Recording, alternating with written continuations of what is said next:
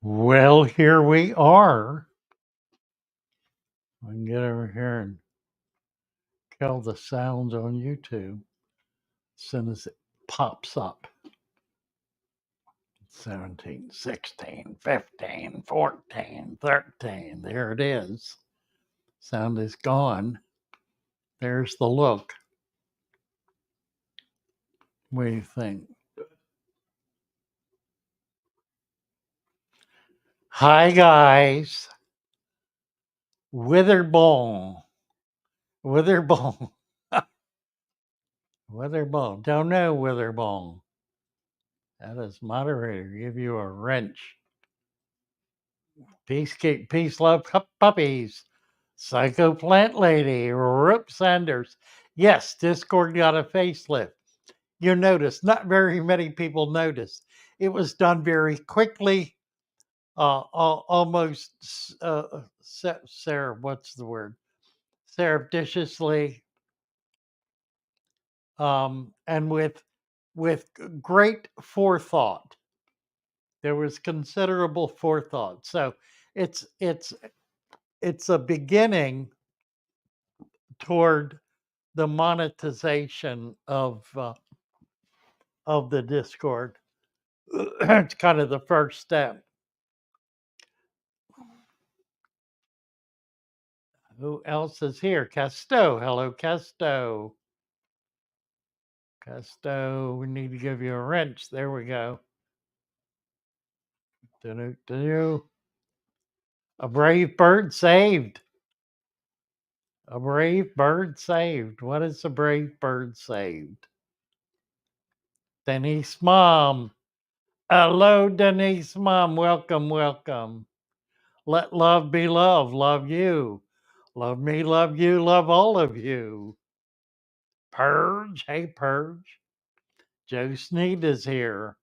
And Andrew Fenna. And Witherballs. And Rip Sanders. Grayson Hayes. That's Tank Boy. Grayson's the master who gave Discord its facelift. Very good work. Just really nicely done. Psycho Plant Lady. And we're back to the top. Sweet Acres Koi Farm is here. Gura. Hello, Gura. Gura 8902. Add as mod. Standard mod. One wrench for you, Gura. Tim New. Hello, fishy friends from UK. Somebody's up late tonight. It is midnight in the UK. Mud's back. Hey, Mud. My name is Mud. Mud everywhere. Mud here, mud there, mud everywhere. Gary Stein. Hey, hey, Gary. Psycho Plant Lady. Passing out hearts. Andrew Fenna. 23rd, 11 o'clock in the UK. Quick question referring to earlier. Are too many tannins bad? No. Too many tannins are not bad. Nothing is wrong with tannins. Tannins are, tannins contain almost 50% plant nutrients. So your plants are going to thrive. The downside of tannins is certain tannins can reduce pH. And that may be a problem for you. It depends how far they reduce. If it brings it down to 7.068, you're okay. It's not so much a problem. Anything below 6.5 becomes a problem. Almost 4 o'clock in Idaho. Yuri Gaming. 148 in Kuwait. 148 in Kuwait. That's 148 in the morning. You're up late, Yuri. Nice to have you with us. Another like for the collection. You get it. I'm collecting them too. Stan Bade. Hi, Stan. Enjoying your videos. Nice to have you with us. Let's get you our wrench. Turn you blue. Colleen Carita. Kareen, hi from England. Guru is saying, I had a question. Would it be detrimental toward the longevity of the supplements if I powder them instead of adding in granular or as they come in the bag? Um, it will not be detrimental. Point of fact, it might be beneficial because they will break down more quickly and more evenly, probably.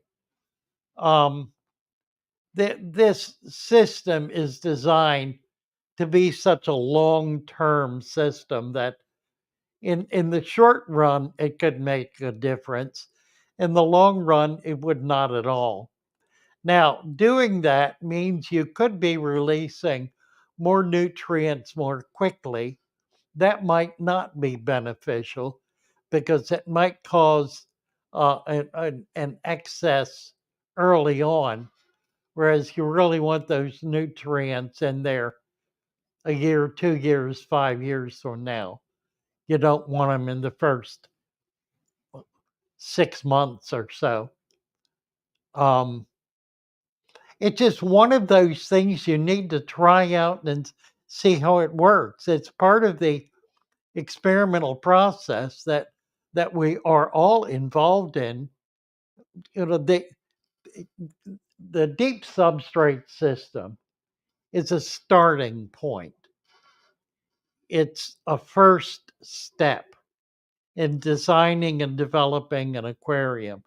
There are so many variations that can be brought to play, not so much in the basic structure as in the interplay of all of the elements, in the kinds of hardscape you use, in lighting, in feeding, in the types and amounts of plants and fish. Just there's so many variables. You can experiment with deeper or shallower sand cap, deeper or shallower soil.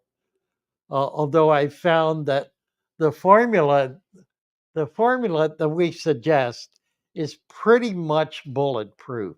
It's really hard to mess it up. If you follow that real tight, 99% of the time, you're going to have a successful tank. If you don't, it's because you either changed something or something happened in the system that could not have been forecast that just threw it off track. But it's uncommon. And here's how significant that is. Most people who start aquariums are taught to go to a big box store and buy a tank and buy a bag of gravel and buy a bunch of chemicals. And they may at that point get some plastic plants, some fish, maybe an air pump or a filter, and a few little toys, and come home and put all that together. That is a recipe for disaster. 90% of the people who do that fail. And they fail in the first week. 90% fail in the first week. They go back, they try it again, they fail a second time in the second week. Now, there are those who will try it a third time. The numbers go way down at that point. The other thing that happens after that first failure is the person then may begin looking and researching and studying and trying to understand what they could do that would be better than they did. Most people never take that step. That's why what we do is so very important because we're teaching a starting point. We're teaching a way to do the first tank that is vastly superior to what is being taught by the big box stores with their chemicals and gravel and plastic plants. 90% of the people who try this system are successful the first time. Those who are not, generally it's because they didn't follow the formula precisely. A lot of people will hear about the deep substrate. They'll think, wow, what a great idea.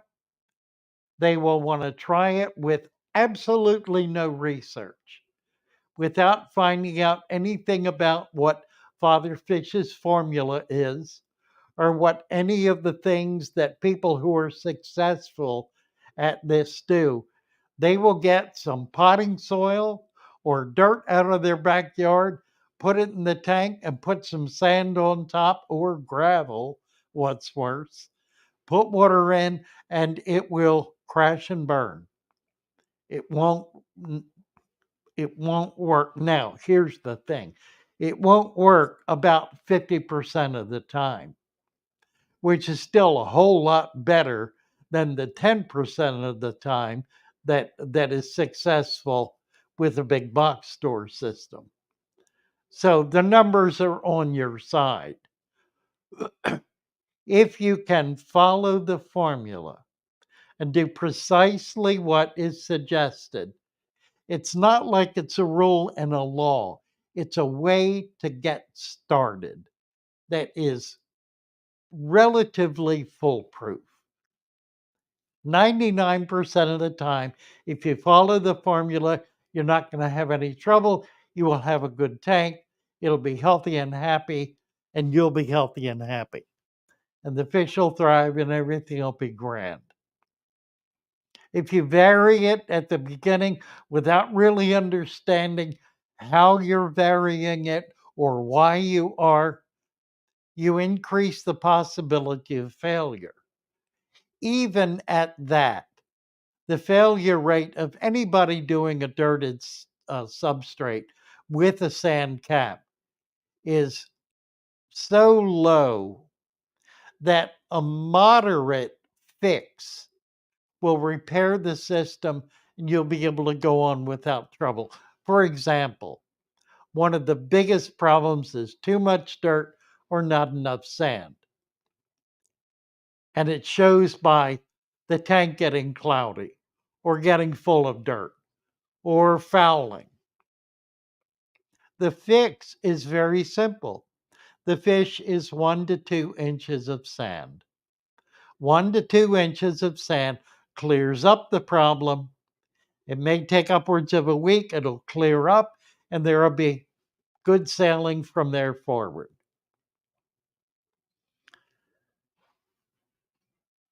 So, hey, Father Fish, hi, Gamer. So, the kind of a long answer to your question. Uh, uh, who was that? That was Guru. Lost it. Back there somewhere. Is there a type of driftwood that doesn't release tannins? Any driftwood that has been in the water for an extended length of time or dried for an extended length of time, provided it is a hardwood. A hardwood is an oak, a maple, a fruit tree, a nut tree. Those are hardwoods. Dogwood is a hardwood. Um, mangrove is a hardwood. Pine is a softwood. Ash is a softwood. Softwoods deteriorate rather quickly in the water. Doesn't make them bad, it just means they break down. Whereas a hardwood, and some of it is very hard, deteriorates, but very, very slowly, such that you really don't even notice it. If that kind of wood has been in the water for a year, for example, if you're going out to a local creek and you find some driftwood there, or to a beach and you find pieces of driftwood on the beach that's bone dry, maybe bleached white, there will be no release of tannins because it will be thoroughly dried. There will be no organics in there. Tannins are simply un, unbroken down uh, plant matter that is a result of the tree not being sufficiently dried. It is not harmful. The tannins it releases are not harmful. Let's see. Go back here a little bit. What liquid fertilizer do you recommend for your plants? What somebody want to answer that? What liquid fertilizer do you recommend for your plants? If you have a dirted deep substrate, sand capped, and you have some fish in the tank, doesn't need to be a lot. There is absolutely no need whatsoever for any kind of fertilizer. In point of fact, it is destructive of plant normal growth.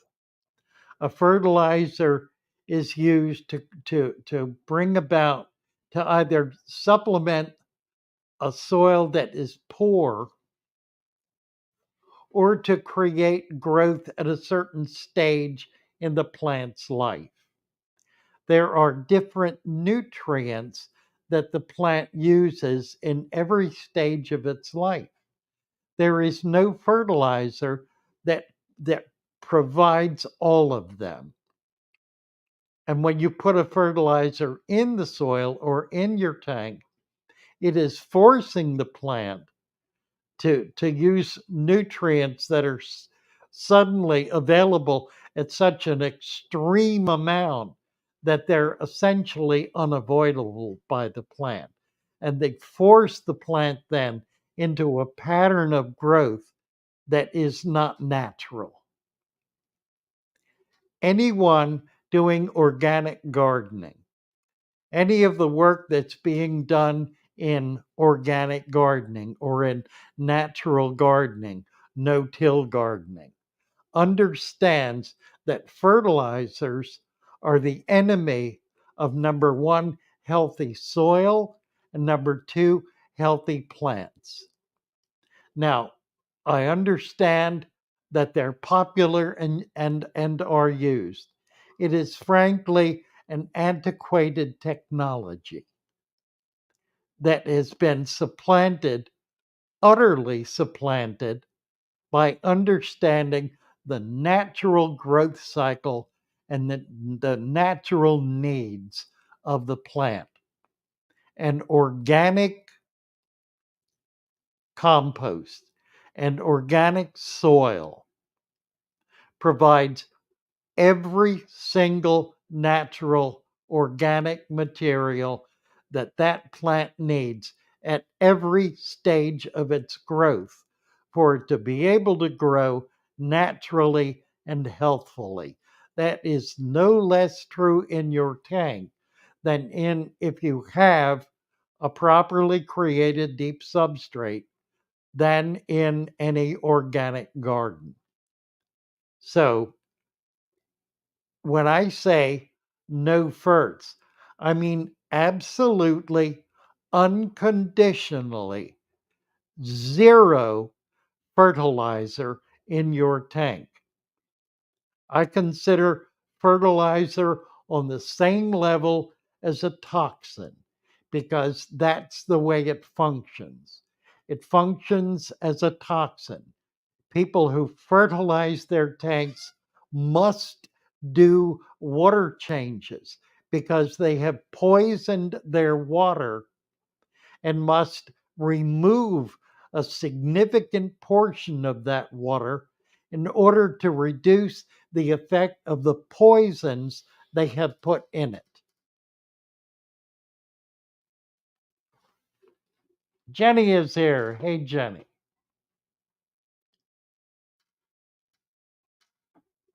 Yuri, aside from live rock and sands, what other things, such as mud in freshwater tanks, should I add in my saltwater tank to fast track the maturity of my aquarium? Yeah, John and I just had a conversation about that over dinner. Starting a saltwater tank, I need to do it, and I need to do it more routinely. I've been thinking everything we've been doing with freshwater can be done with saltwater with some very important exceptions. And one of the exceptions is you do not put soil, at least not in any significant amount, in salt water. What you put in salt water is live sand. And you get that from the sea. You get it from a saltwater environment. If that is not accessible to you, then we're trying to work on a way to bring it about. What is this over here, John? Can you read that? Right there. No, the other screen. Peace, Love Puppies, 1999. What does she say? You mentioned once about using dead fish as a fertilizer. That's a donation. Okay. Thank you for the 1999. Is that's Peace Love Puppies, isn't it? Yes. Yeah, well, it's an organic material. The fish is a natural organic material. It's living in the tank. If it dies in the tank, all I'm suggesting is that whatever you have living in the tank when it dies, if you can avoid taking it out, don't take it out. Plus it's diseased. Well, if you have a disease, John says, unless it's diseased. If you have a disease problem, that's a completely different matter. If you have disease in your tank, then there's a completely different protocol for dealing with your tank. Frankly, I cannot imagine any disease in a natural tank that would be a problem. There are parasites that would be a problem, but I can't think of a single disease that would even exist in a natural aquarium. Can you? I mean, tell me one. I can't think of one. Parasites, but they're not a disease. That's simply another animal in the tank that's taking advantage of its natural inclinations.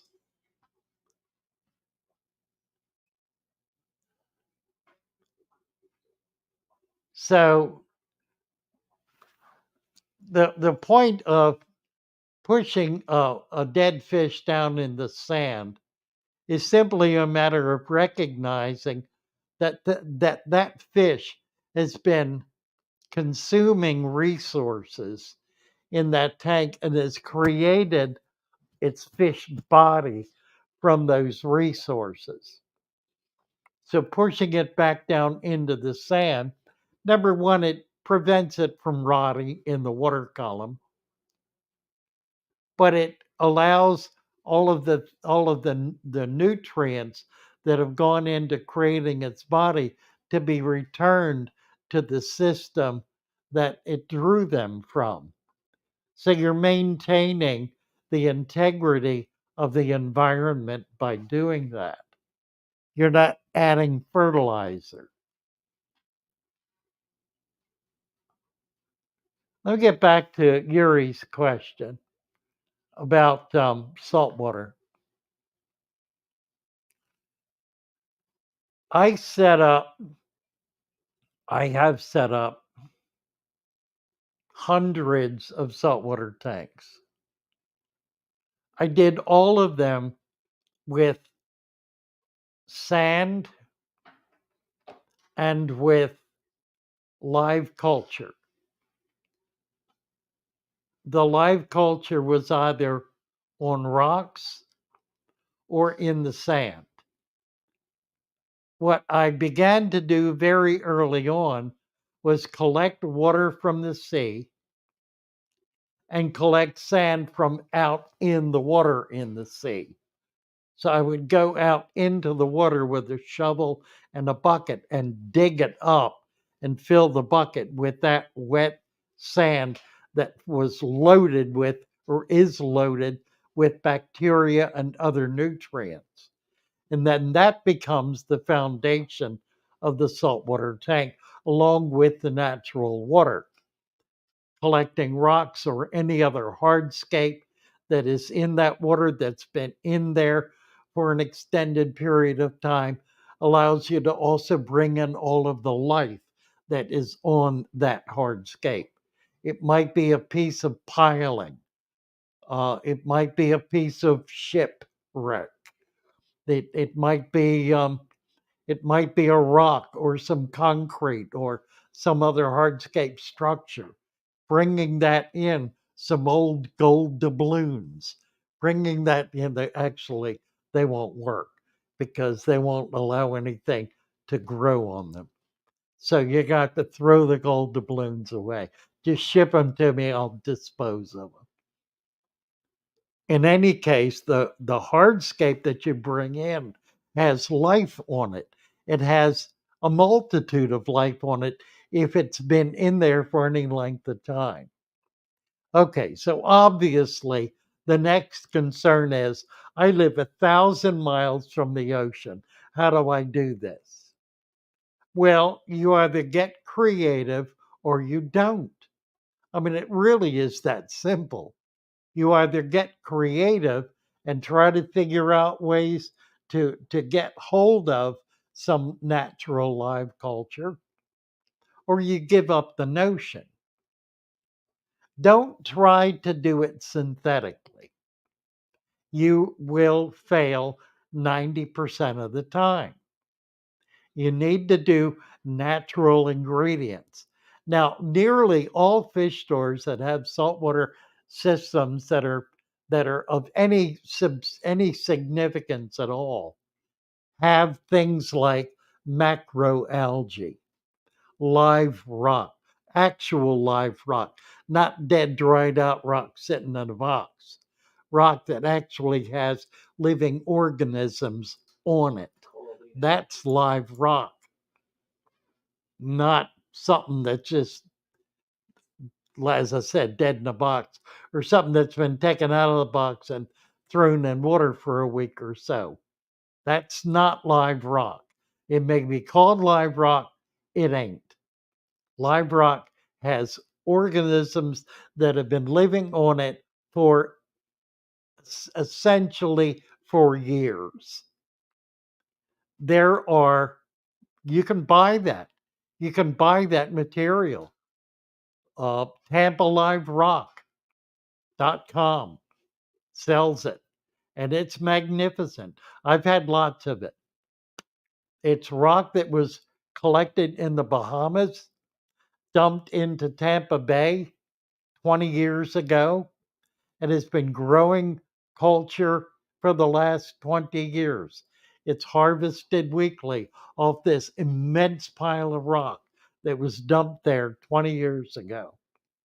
It's totally legal, it's licensed, it's grown under permit, it is absolutely legal, and it is wonderful. That's a great way to start. You do not need dirt to do this. And I really don't recommend putting dirt in it. There's too much likelihood of, of it becoming much too intense in that salt water. Salt water has a way of working on nutrients that are very, very different from the way fresh water works on nutrients.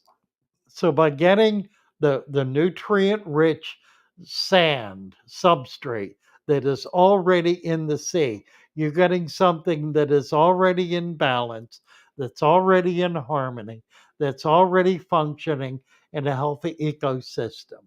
So do that or find a way even to get a little bit of it. They can use you can use to seed the tank. That works perfectly effectively. If you can't get 50 pounds of it, get 1 pound, get a half pound, get a little bagful and sprinkle it all over your sand. It will culture and it will grow into it. It'll take a while, but it will do it. So anything like that you can do to bring natural live material into the tank. And really that's no different from what we're doing with freshwater. It is the food web. That's all in the world it is. It is the food web as found in saltwater environments. You don't find tree leaves in oceans. You find other organics. And it's those organics that you're looking for. What else we got here? Ahuga, Witherbones, Vinoxky is here. Russell Jones, Aquafunk. Oh, Aquafunk. Happy to see you. Hope all is well in Florida. Nice to have you here. Lee M. Hi, Lee. Linda Sapika. Hello, hello. Rafael Petrusik from Poland. Let's see if we can get you a wrench, Rafal. Ta-da, ta-da. You now have it from me. It's up to YouTube now. Warren Venter, good morning. Good morning. Where is it morning? Where in the world is it morning? Where is it? It's got to be. Oh well, it's morning in Australia. Warren, are you from down under? Might be Warren. Is it morning in Hawaii? I don't think so. Witherbones. Hey, hey, Holly, says Aquafunk. Psychoplant lady, got to do your research. It's one of the fun parts of the hobby. It's absolutely true. The more you study, the more you understand. Kenny D is here. Good evening, Kenny. Good evening, Lou, everyone in your families. Hope everyone is well, healthy. Wishing you and your families peace, love and light, blessings, health with all the love symbols. William Avery from New Jersey. Hello, hello. Rope sander, can it work well to empty water and some leaves from resurrection jar, then fill with tap water and wait a month to use again? Yes, absolutely. Absolutely. You might need to add a little nutrient in there. Some like lettuce or celery or something like that. Banana peel, leaves, or just get some more culture. It's good to have more than one, and the primary reason is not every biotope has every biodiverse critter that is living in your general environment. So the more you get from different biotopes, different sources, the more likelihood you will have a genuinely biodiverse environment. So consider collecting from more than one place. Thank you for the thorough explanation, says Gora. I'm very grateful. 3 years ago, I had over 40 tanks at once, bred 23 species, but never heard. I'm having trouble reading this. Hold on a second. Let me try to get it. Where'd he go? Very top. No, middle. No, never heard of deep substrate or fatherfish until a few weeks ago. Yeah, I know that's really true. There's still an awful lot of people who are ignorant of what we're doing. They just don't know. And frankly, YouTube is being less than helpful. We're in the desert phase of the YouTube calendar year.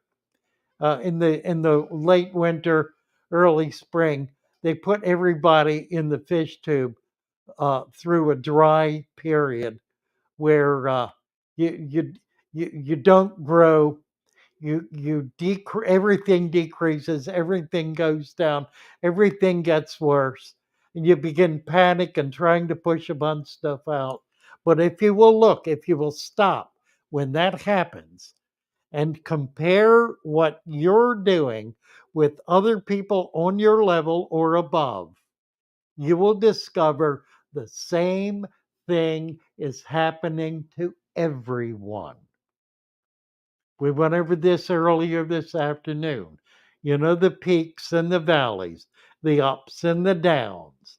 If you will look at the ups and the downs and compare them to the ups and the downs on other fish tubers, you will find that they are essentially identical. The same ups, the same downs. It may vary by as much as a day, and it may vary in intensity, but the movement is constant. It is a roller coaster that YouTube puts us all on that keeps us going up and going down and going up and going down. And they want us to believe it's because we do good things sometimes and not such good things other times. That is utter rubbish. It is YouTube playing games with the algorithm that is putting our our work, our videos in front of more or fewer people for no reason than their own. And I absolutely defy anyone to prove me wrong. Prove me wrong. I have done the research on this.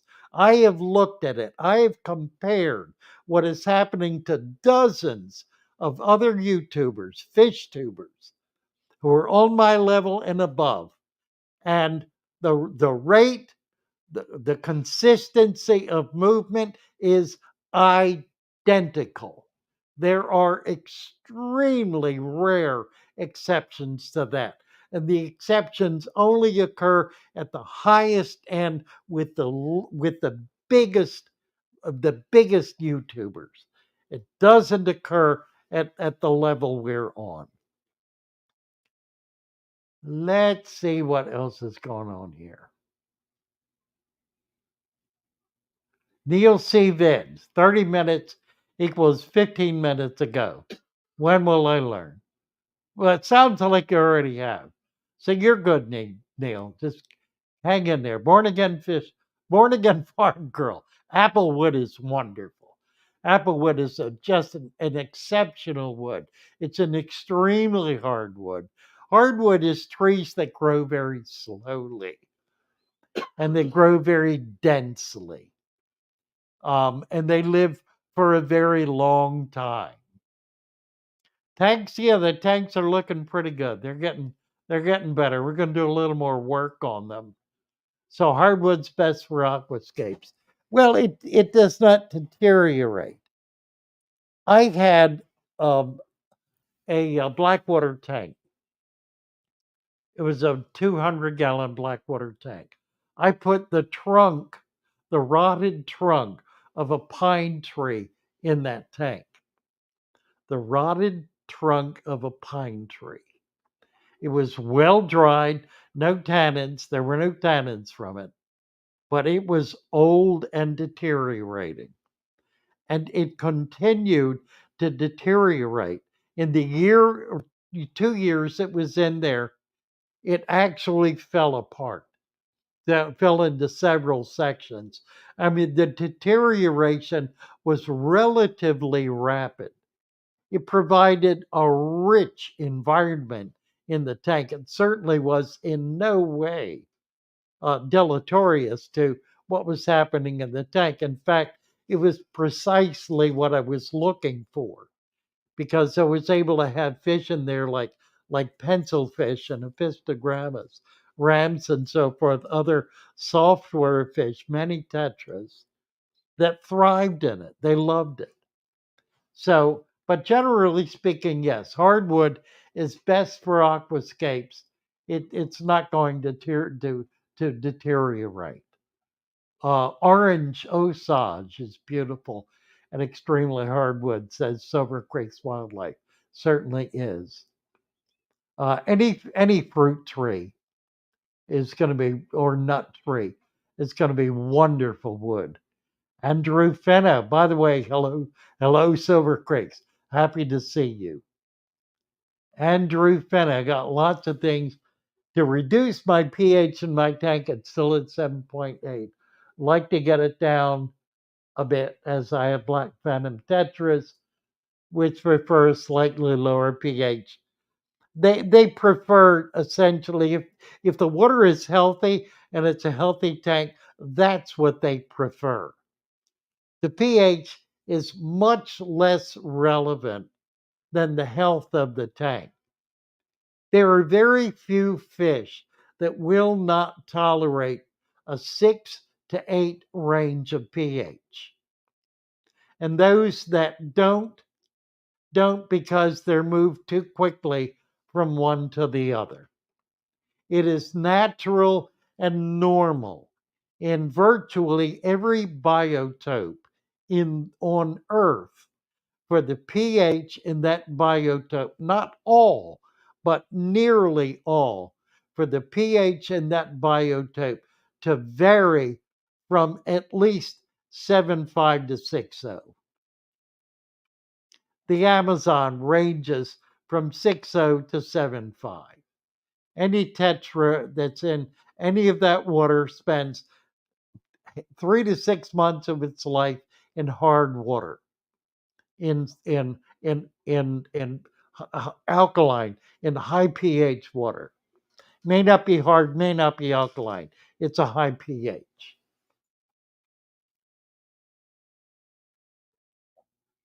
So don't get yourself in a tizzy about pH.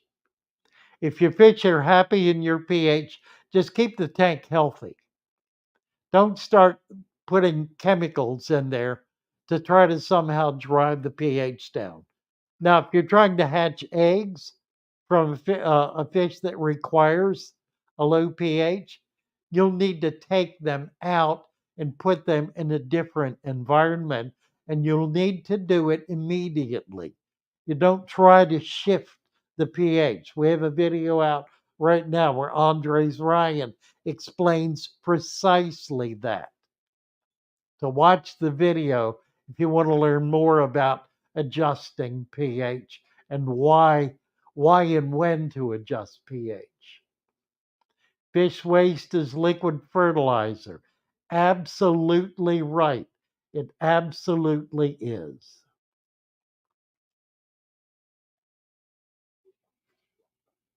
Fish urine.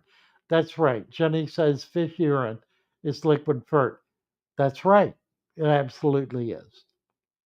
Snail waste as well, and snail poop.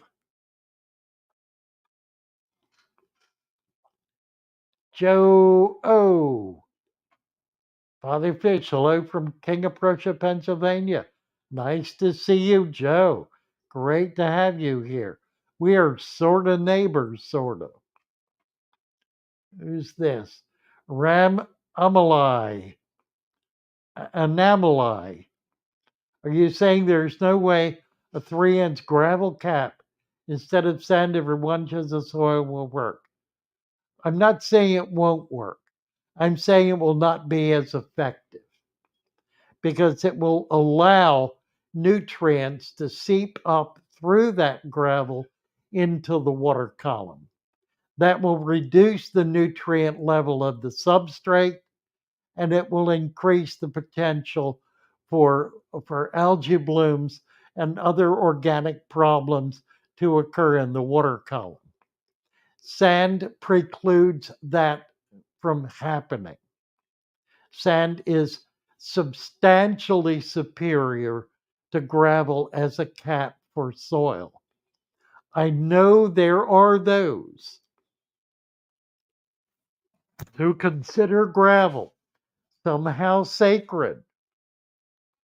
I'm here to tell you it ain't so.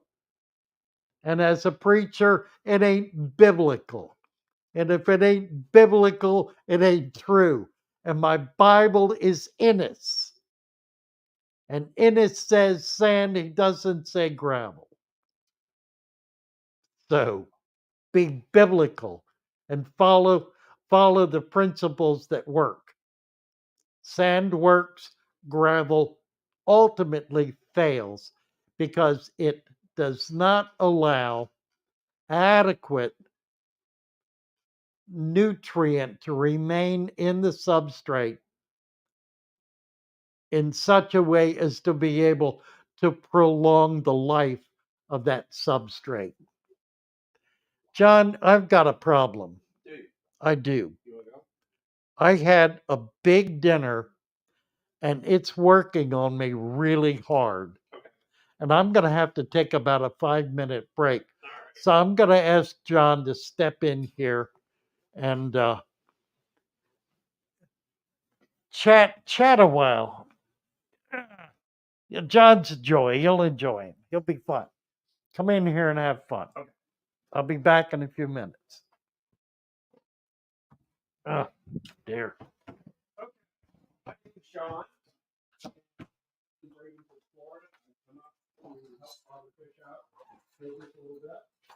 And I'm going to continue the talk here. Pardon my incompetence in clicking on things, but I will go through and answer as much as I can. So, Stephanie Hurd, I don't know what roaches or snails in my tank. Should I get some? Do they help in the tank, or will I be okay without it? Sort of a yes but a no. It depends upon how heavily stocked the tank is with livestock. I feel that snails always will be beneficial. If there's a pretty light load of fish in the tank, I wouldn't say necessarily that they're essential, but I would say that they're helpful. What kind of snails can be bred in a tank you recommend? I would say any of the common snails can be bred in the tank. Of course, some are more beneficial than others. And Grayson Hayes comments that water passes too quickly through gravel. Use sand, that is correct. Also, the sand has a much greater surface area for the bacteria and other things to break down the nutrients, the fish waste. It is possible to cap sand with a little bit of gravel for aesthetics, but the sand is still very beneficial and needed. ABC Aquatic Biotech Creations, what's up, fish fam? And we have an acknowledgement from Psycho Plant Lady, Bob So True. And Peace Love Puppies, donation. I think this just jumped on me.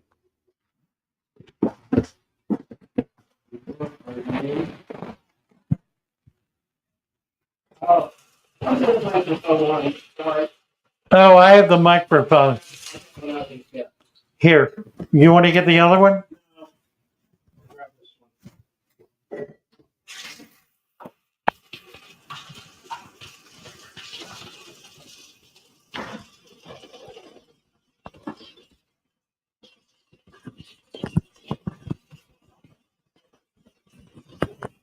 Okay, can you hear me now?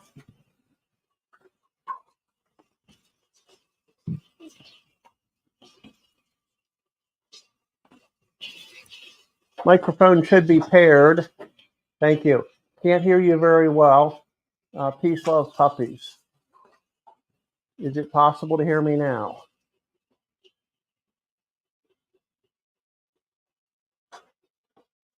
Gonna hear him in the bog. Sorry, I stepped out for a minute.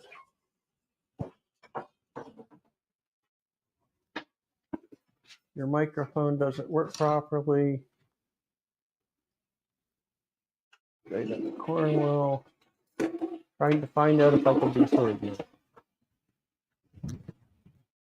All is well now, thanks, man. Yes, that's better. Hear very well. So we have a DJI wireless microphone set up. There are two microphones and a receiver on the unit, and I only had one on Father Fish because I didn't expect to be on this.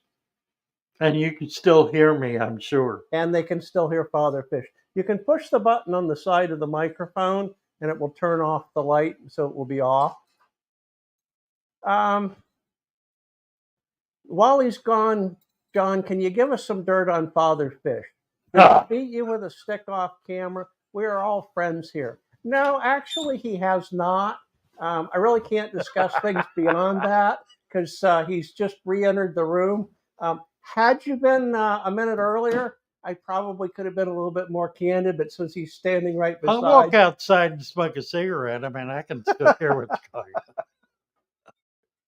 Can you hear me now? Campaign by Verizon. Yes, it works better than the AT&T program day before yesterday. And yes, I'm camouflaged. You really can't see me most of the time.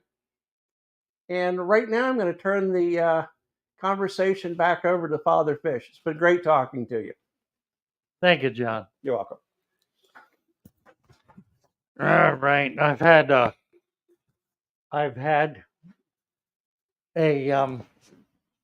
happy issue of my affliction, and we shall persevere. Zack Gay. Need to give Zack a wrench here, and then see what he's talking about. Here we go. Hello, Father Fish. I kept saltwater tanks. Whoops. For years, and it was fundamental to have a healthy live sand with a large biodiversity of microorganisms. I don't understand why freshwater keepers are so opposed to this. You know, it's interesting, isn't it? Saltwater people who have saltwater systems who get into it at any depth at all, particularly if they're trying to keep corals, are vividly aware, painfully and passionately aware of how absolutely critical biodiversity and microorganisms flourishing in that environment are. The coral will not live without them, it will die. It is that fundamental.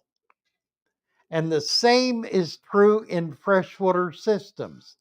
The absolutely outrageous notion that a saltwater tank should be sterile is an act of insanity because it produces death, and it does it with absolute regular routine, persistent, factual reality. It is reality.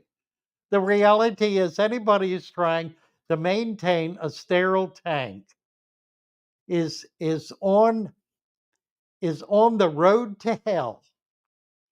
They are they are racing down a track as fast as they can, trying to somehow keep this careening vehicle from crashing. At some point, it crashes. It must. because nature does not permit sterility. It it is it is in the nature of nature to overcome anything that is sterile. And it does so for the simple reason that sterility is is an environment that in which destructive organisms establish dominance. In other words, if you're trying to maintain a super duper clean tank, then what you are having to do is you're having to poison that tank with consistent regularity in order to prevent any organism from getting in there and instantly flourishing and becoming dominant. The minute you let up on that, you have dead fish in your tank because you have organisms that will explode with no controls whatsoever. They will burn up all the oxygen, suffocate the fish, foul the water, and kill everything. Why in the world any rational human being would do that if they understood how insane it is to do that is frankly beyond me. I know there are hard heads out there who are dyed in the wool purists who will only maintain a tank if they can pour chemicals in it 10 times every day. And they kill fish. And they do it with absolute regularity. And you know exactly who I'm talking about right here on YouTube. They do it routinely. They're fishing those tanks one week and you never see them again. Right? Because they kill them. They're not trading them off to other hobbyists. They're spending inordinate amount of money buying fish that live a month, 2 months tops, and then get replaced by something else because they die. And it happens because they absolutely refuse to try to do anything that will allow those fish to live in a natural, healthy environment. They think super duper clean, sterile is healthy. And it is the very opposite of healthy. Plop, plop, plop, says Jay. That was you. That was me? That was you. Really? Yeah. Oh dear. I did have my mic on, didn't I? Oh, that's awful. That's dreadful. We may need to Edit this a bit. eradicate this live stream. Smoke one for me, Rob right? says that was great coverage. I'm not sure what he's referring to. Well, he said John. John. Some of you need to check your live button. Uh-huh. I hear that. Ronald Sampson. Working with Bettis. You go, Ronald. I love Bettis. I think Bettis and guppies, there's nothing, and angels. Guppies and Bettis and angels. Nothing is better than working with guppies and Bettis and angels. It is an utter joy. Let's see, we can fix that. Barbed wire seed fell on rocky ground where they did not have much soil. And at once they sprang up because they had no depth of soil. But when the sun rose, they were scorched. And because they had no root, this is this is textual, you see. This is Bible talk he's doing. Barbed wire here. Absolutely. Absolutely. You need rich soil to grow healthy plants. Don't be afraid the babies will eat boiled egg yolk. Father Fish's video walked me through it. If I can raise fry, anyone can. The boiled egg yolk, here's what you don't want to do. You don't want to boil egg yolk and break off a piece and throw it in the tank. Don't do that. You put the egg yolk in a handkerchief and you squeeze it and you swirl that in the water. Now, you don't want to do much, you want to do a tiny bit, but you only want to feed what squeezes through that handkerchief because you need particles that are that tiny. And the handkerchief should be a silk handkerchief because that is the finest weave. So, a very fine weave, like a silk necktie. Silk necktie is perfect, or a silk handkerchief. And the egg isn't going to ruin it. Might ruin the tie, won't ruin the handkerchief. Just squeeze it tight and ring, just swirl it in the water a little bit. Then put it in the fridge and go back and do it again next time. If you feed that, the babies will be able to eat that because it'll be all over the water column. They can only eat what's in front of their nose. They can't see beyond that. They can only see that far. That far in front. If it's not there, it doesn't exist. If it's not there, because they can't chase anything, they can't see far enough to chase anything, much less go after anything. They have to be able to open their mouth and have food in it. So you want it like that, which is why you need very, very tiny particles and you kind of cloud the water with it. But a light cloud, not a thick cloud. You want a small amount, not an enormous amount. It doesn't take much. Psychoplant lady, peace, love, don't be afraid the babies will eat you. We did that, right. Rope Sanders. I did feed some guppy fry to my bettas. Might seem mean, but I think it's good for the betta to hunt. They seem to enjoy it. Well, I dare say they did. And they are a lurker feeder. The betta is an insect eater.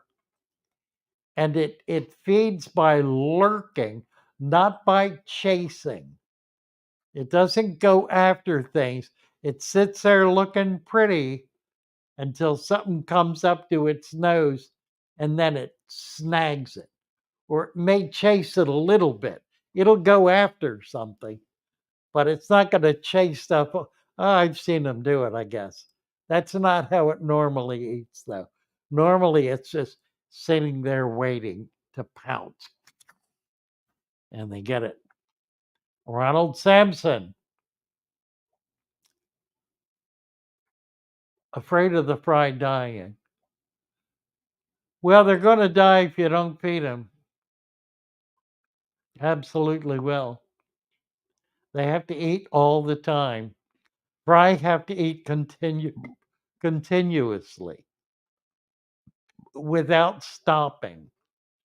So which is why live food is much preferable. And it's easy enough to do. Put a banana peel in a jar. In 2 to 3 days, you will have a rich paramecium culture, perfect for feeding baby fish. Well, it'll turn black.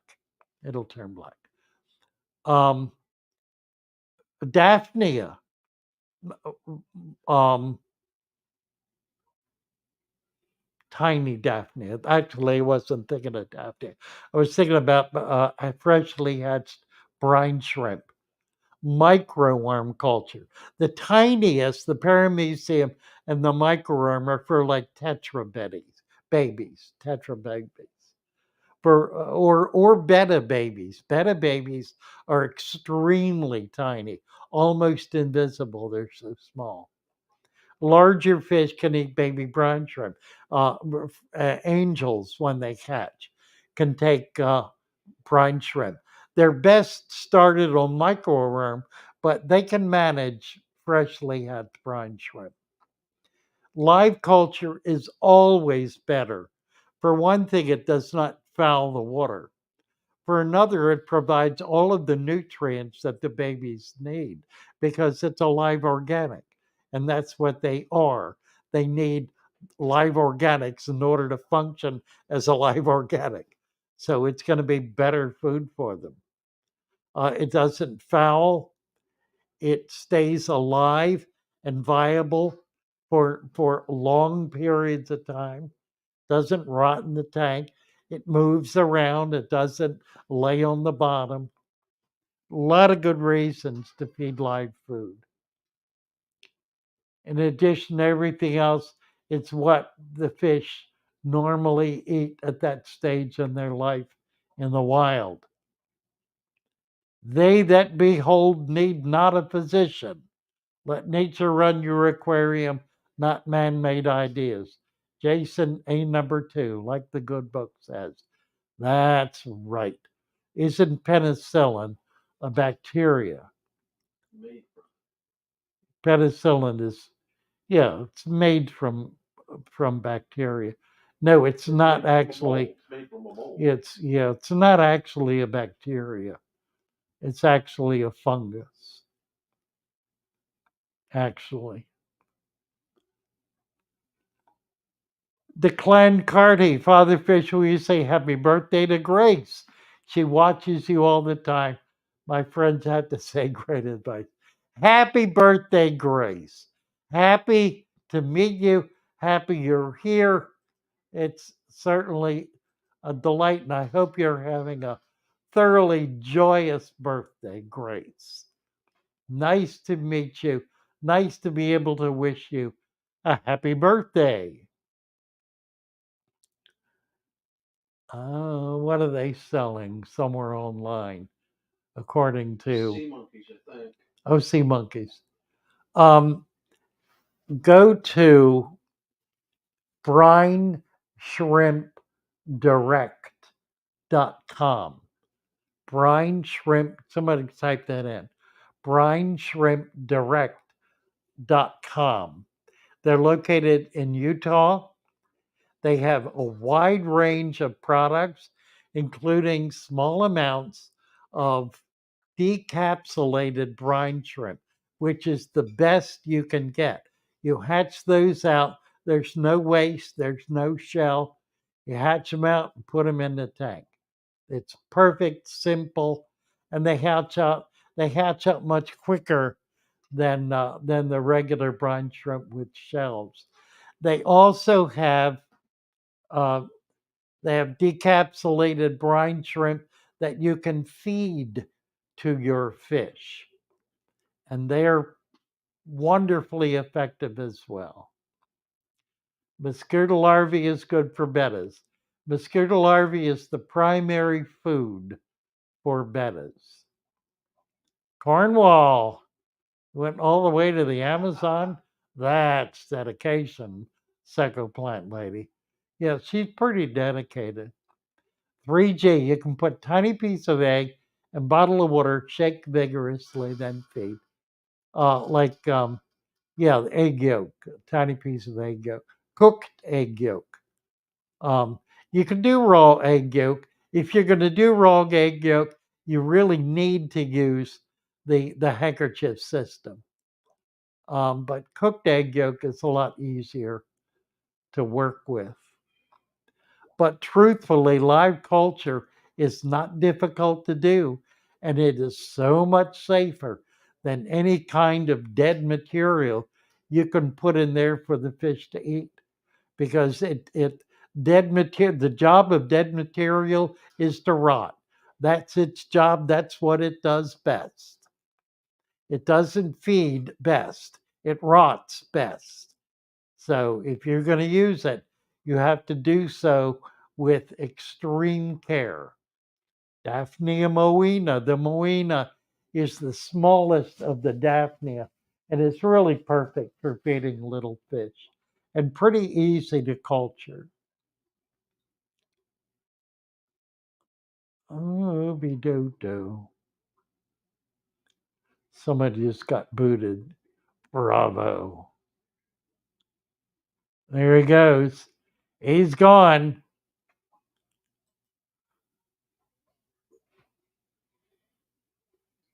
What?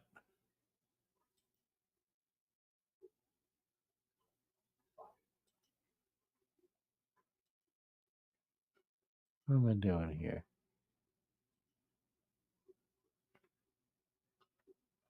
Oh, well. Being a bit of a smartass. Stan Pittman. Dabs the trolling. Good job, guys. Judy Two Moons. It's like it is a lake or pond. His tanks are healthy and his fish alive. No diseases, no chemicals. Yeah, like a lake or pond. That's exactly right. Why does anyone believe that lakes and ponds, natural environments, are unhealthy? I mean, there are people who do, and a lot of them. And they thrive on the notion that everything is polluted and foul. And so you can't trust nature because it's polluted and foul. Let me tell you something. If nature were polluted and foul, we would not be here. We would be the first to go down because we would not be able to tolerate a rotten, foul nature system. We would not survive it much more than one day. We wouldn't be able to drink. We wouldn't be able to eat. We wouldn't be able to breathe. We could not survive if the nature system were foul. It's not. There are very small areas in this country and in other advanced, technologically advanced cultures. There are very small areas that are badly polluted. They are minuscule compared to the vast wilderness of natural environment that is out there. Can you find tingans in the North Pole? Certainly. It doesn't mean it's polluted. What are we doing? 6:57. So we got an hour left. Okay. We're going to 8. All right. We're good. We're good. John's tracking the time here. He must be getting bored. Judy Two Moons. Yeah, right. Okay. Whoa. Let's keep moving along here. RhineShrimpDirect.com. Get on their website and look at their products. They have so many wonderful products. Golden Pearls is one of their product lines. It is an extraordinary fish food. It's made of pure shrimp, and it is pellets in everything from BB size down to 5 micron. You can get it in an absolute talcum powder as well as in pellets the size of BBs. And it's magnificent food. Golden Pearls. Available through Brine Shrimp Direct. Oh, what else is going on here? Straight out of Cornwall. Dabs works at PetSmart. Bravo. Going to the early house drinking. Is that right, Erie? Poor Erie. Poor Erie. Honestly, ire. Is it ire? Erie ire. It's probably ire, as in wire. Ire. Ire. Air. Might be air. Air first. Straight out of Cornwall. You can spot him. They was coming rude. Yeah, amen to that. True enough. That's why everybody gets to be a moderator. I have blue green slim. What should I use to get rid of it? Blue green slim.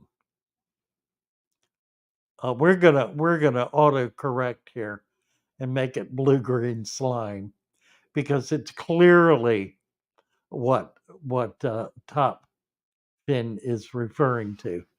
So what do you do about blue-green slime? What is blue-green slime? It is an algae. It is an algae.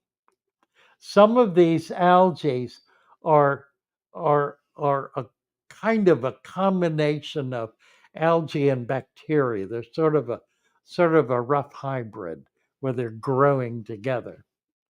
And that may be the case with the blue green, because the blue is not a natural or a natural leaf color, if you will, or plant color. It's a flower color, but it's not a natural color for leaves or stems. So what should you use to get rid of it? What you should use to get rid of it is common sense. Because common sense tells you that it is caused by something. So it remains to determine what it is being caused by. For it is the cause that creates the effect, which is the blue green slime, as it were. Therefore, we go back to the cause. Find the cause, treat the cause, and the manifestation disappears. So, what is the cause of blue green slime? Well, it is typically excess nutrients. Too much of a good thing, if you will. Excess nutrients. So, what do you do about excess nutrients? Well, there are three basic things you can do. Number one, you can reduce putting nutrients into the tank. That means reduce feeding. That's number one. Number two, you can remove some of those nutrients. There are things like skimmers that do precisely that. That's what a skimmer is. A skimmer creates bubbles, and the bubbles latch onto the nutrients, the organics, and foam them up. And then you remove the foam. The foam settles in a little cup. You take it out and throw it away. Another way to do the same thing to get those excess nutrients out is to do a partial water change that reduces the volume of it. Both of those do not solve the problem.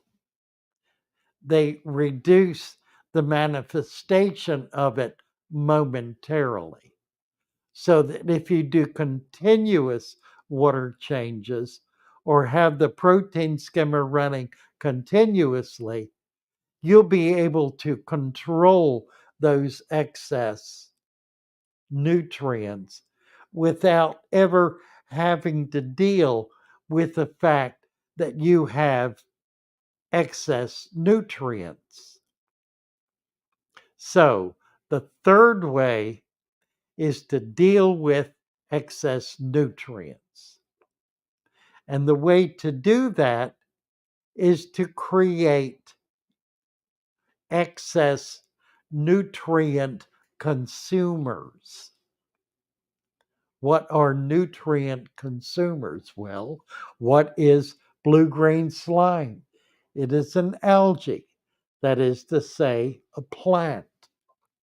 So the plants are consuming this. Now, we know because we're smart that algae consumes nutrients at a slower rate than higher order plants. It's not as effective as higher order plants are at consuming nutrients. So by adding higher order plants, we starve the blue green algae. Isn't that just elegant? It is the way of nature. It is how things work. And that's the simplicity and the joy of this whole system.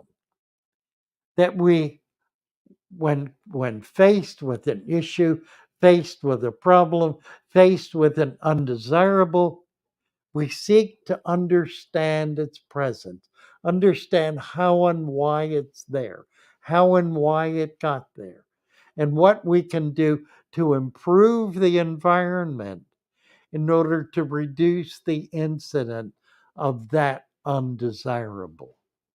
That's just the principle.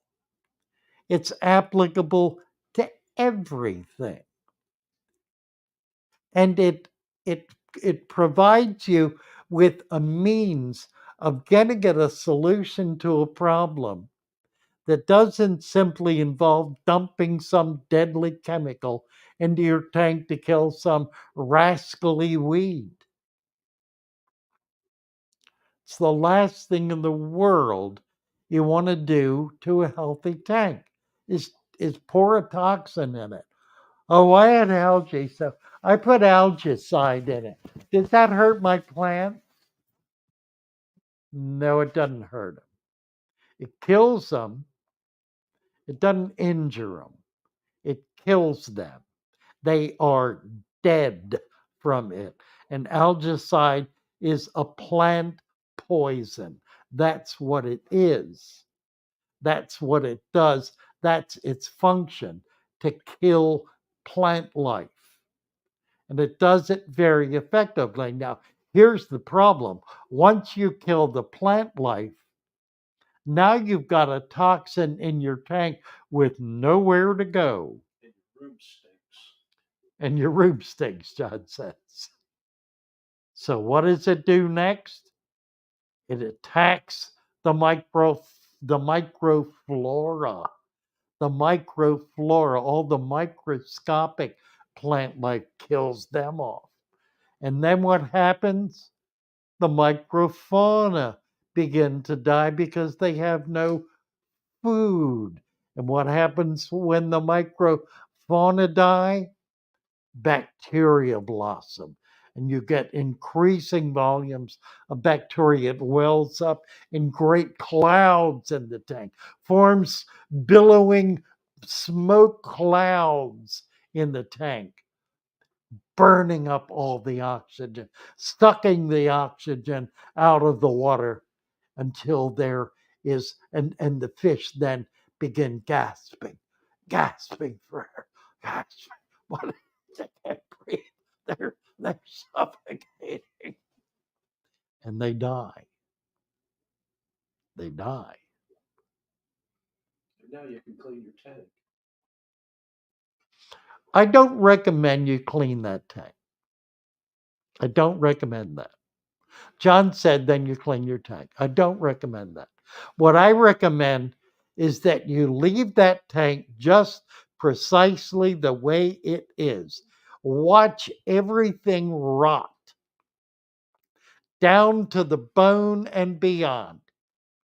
It may take days, it may take a week.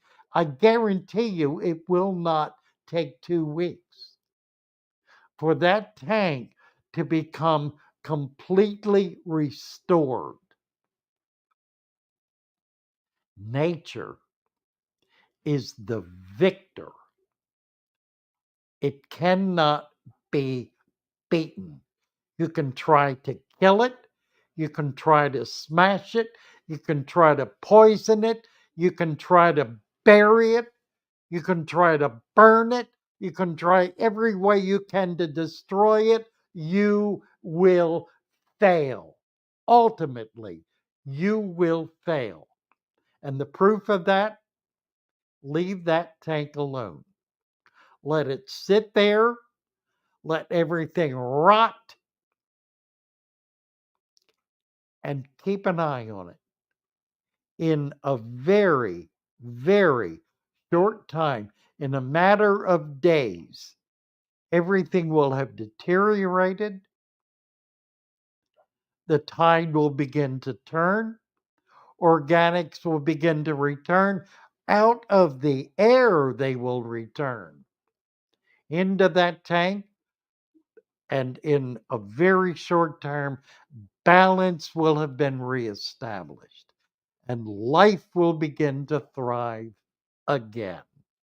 And in a week, 2 weeks at the absolute outside, you will be able to put plants and fish in that tank and they will thrive because it will be full of healthy nutrients. It will be nutrient rich. It will need fish. It will need plants in order to be able to assimilate all of those nutrients that the dead material has created by its deterioration. It is the cycle. And it is as natural as the sun coming up in the morning.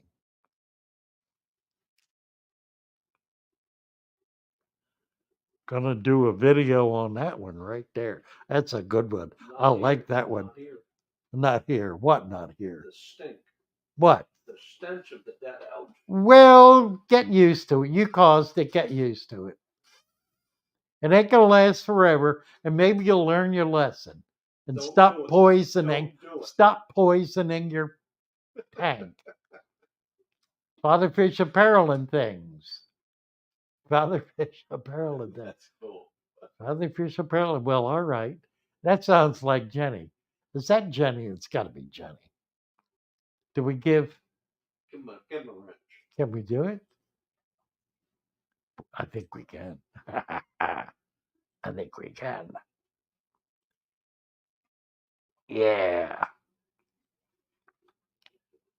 Hello, Larry Henry. Dan says, go to sleep, John. Moving right along. Let's see. Long stream. If you have free time, what do? Again, too, I do this. This Sunday night stream is a 2-hour stream. It runs from actually 5:45 until 8 o'clock. Occasionally, we'll run a few minutes over, not much. It is, however, a 2-hour stream.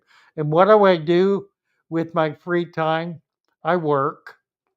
I'm on the computer if I'm not anywhere else.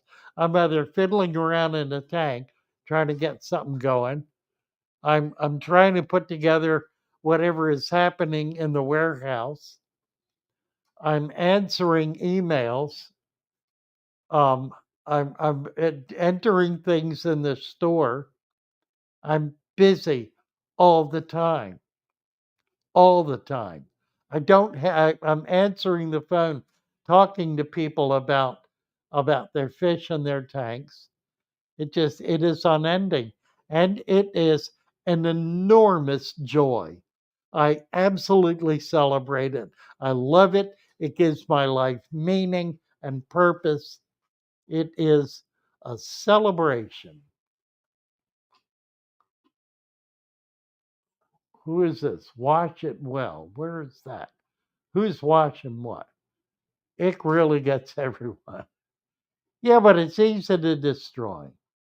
Can you use substrate from creeks and streams? Absolutely. And you should. It is really perfect. How can I say this? The difference between a stream and a pond. There is a substantial difference between a stream and a pond. A pond grows plants in ways that streams do not and cannot. And the reason is the pond retains a body of nutrients. It retains soil, essentially. A creek or a stream does not. It gets washed off. A certain amount of it will settle in the substrate, in the sand, and percolate into the sand and provide nutrients in there. So it is live culture, and it is beneficial for growing plants. It is nowhere near as effective as a dirted tank with a sand cap, as as would be found in a pond. Now, in a pond, you don't find a sand cap. So, in point of fact, the sand cap is is a fix for a condition that exists in nature that we don't want to have to tolerate in our aquarium. Namely, what Walstead found when she first started doing dirted tanks. The dirt gets all into the water. It dissolves into the water. The water becomes as nutrient rich as the soil itself. And within a year's time, it's utterly depleted and worthless and won't grow a thing anymore. She demonstrated the need for soil, but not its application. What we have determined, what we have discovered and developed is the application of a dirted tank. And the key to it is an adequate sand cap. That sand cap allows for precipitation, for nutrients to precipitate into it and come out of the water column, to enter the substrate, and in time to break down in that substrate. It allows the roots of plants to thrive in that. It allows the organic microfauna to thrive in the upper layers of that and to go down into that sand to the level where there is no more oxygen. And then they'll work that. They'll go down into it and eat, come back up and take a breath. They'll work that by moving into and out of the anaerobic layer. That's that sand cap makes the environment work in a tank. I'm trying to think of, okay, there are creeks. A creek, a tidal creek, has a sand surface and a dirt layer. If you dig down into a tidal creek, you'll come to dirt. And you won't have to go down very far. But the top of it will be, the cap of it will be sand. So it duplicates that kind of an environment. A typical pond doesn't have that. A typical pond does not have a sand cap. It's dirt, it's mud. And as the precipitates go down in it, it becomes denser, darker, danker, to the point where ultimately it becomes a hardened material that eventually becomes clay. Eventually meaning in a few thousand years. Doesn't happen fast. But the nature of what clay is what's the word I want? Minerals. No, that's not the word I want. It is a precipitant.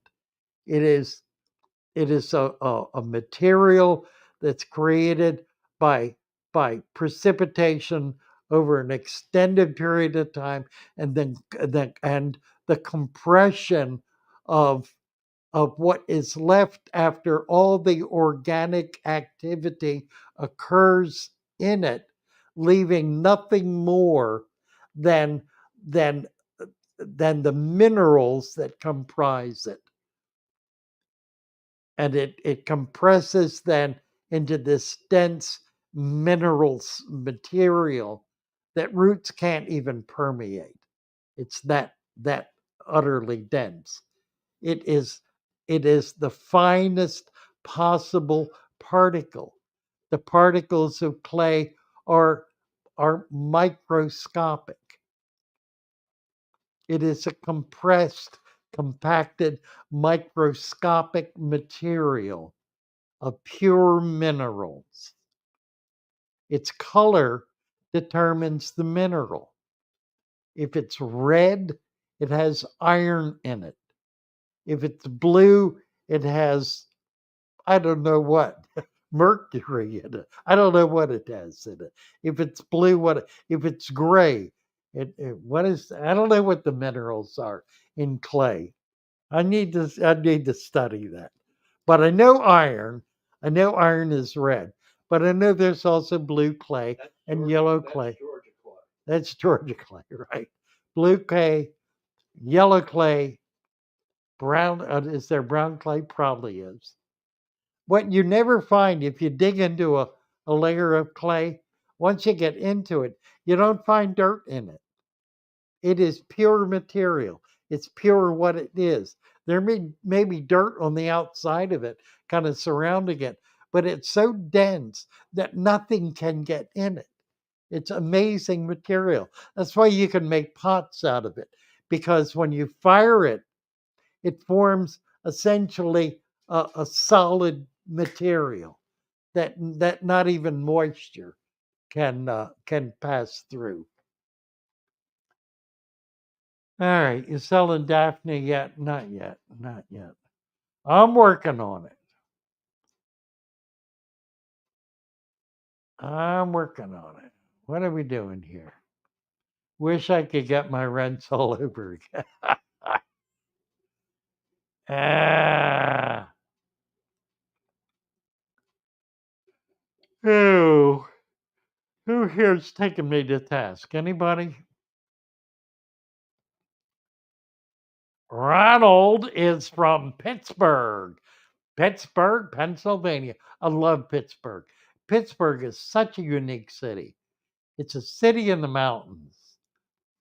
Just wonderful place. Would watch more father fish videos and try his method. Try it in small tank if you're nervous. Talking about just do.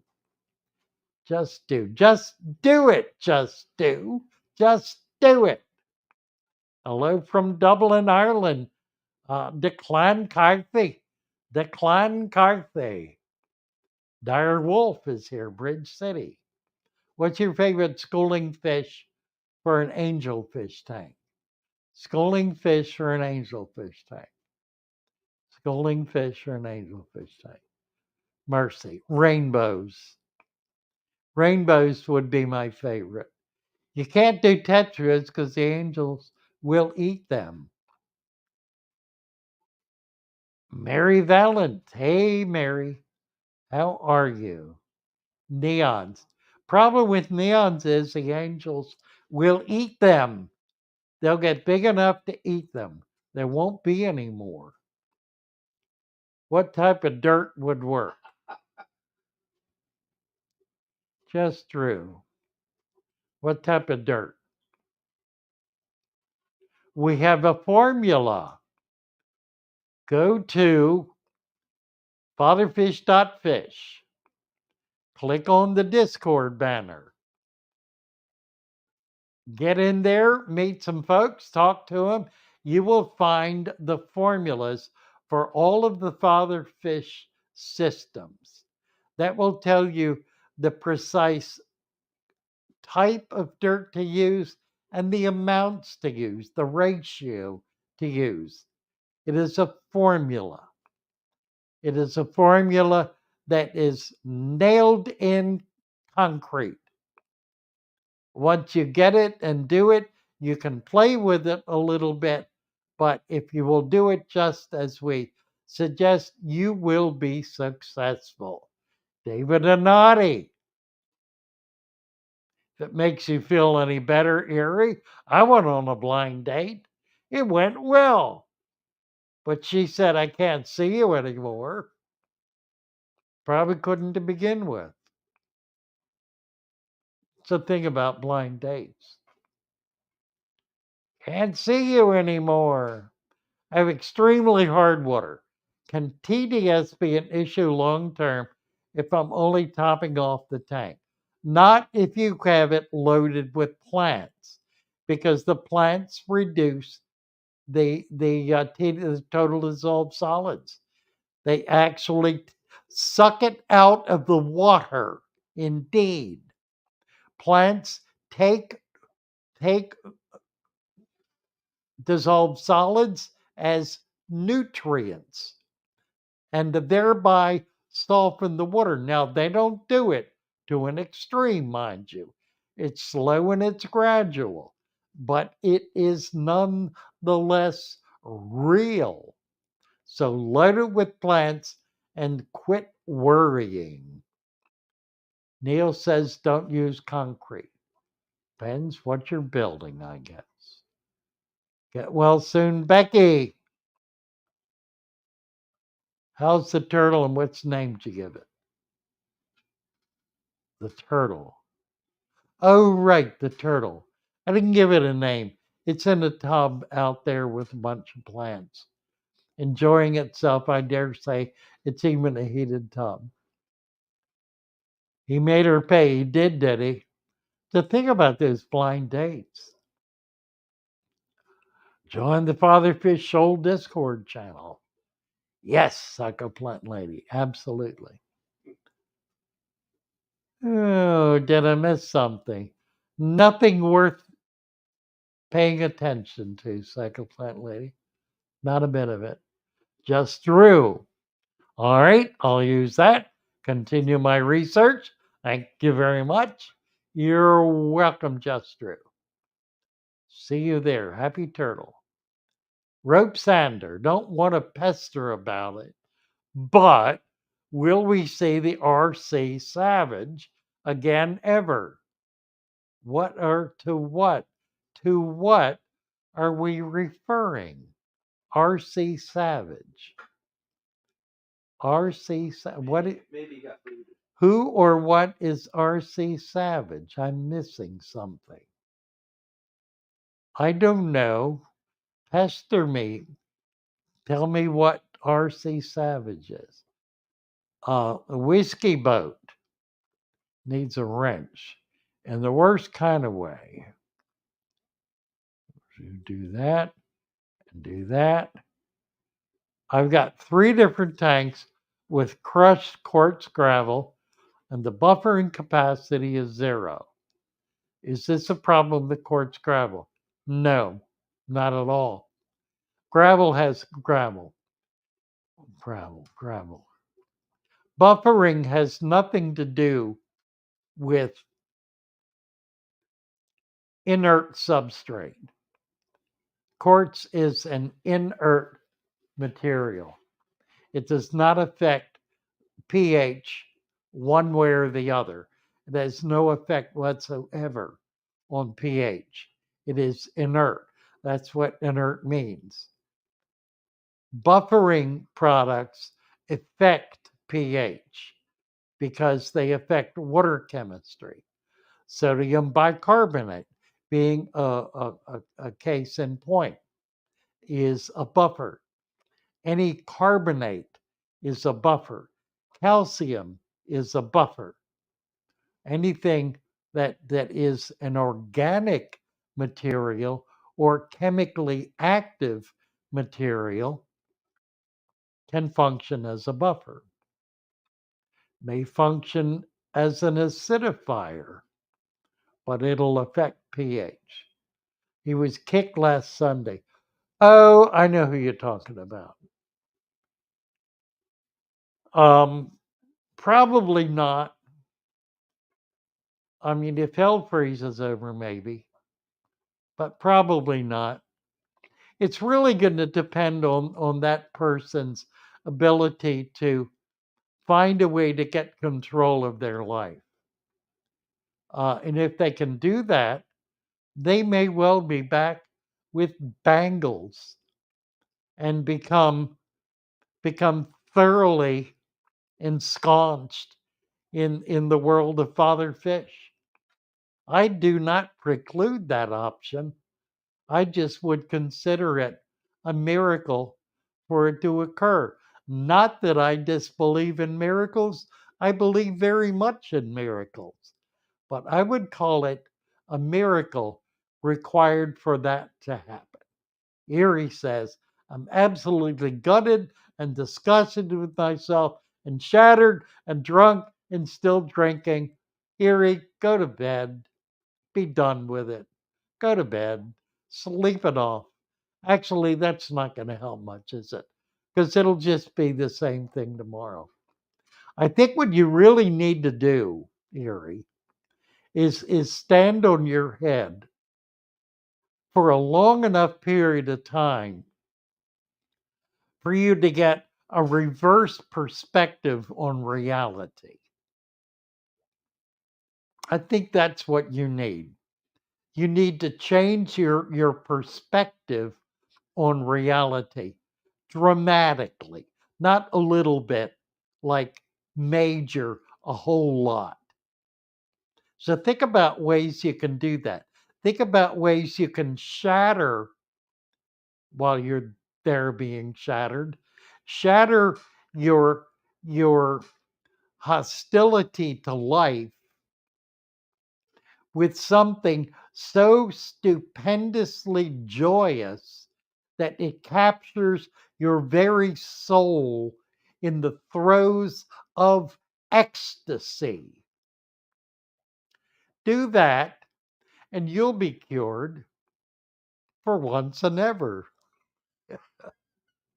Judy, whiskey boat. Soil beneath the sand does the buffering. That's right. Absolutely right. And I put all kinds of buffers in the supplement to ensure that that is true. Cornwall says, Erie, nobody loved their fish like you. These things just happen, my friend. As someone said before, it is fast, and even if you catch it in time, sometimes it's too late. Particularly if when you catch it in time, you have not caught it in time. There is catching it in time, and then there is catching it in time to watch everything die. And then there's the guilt.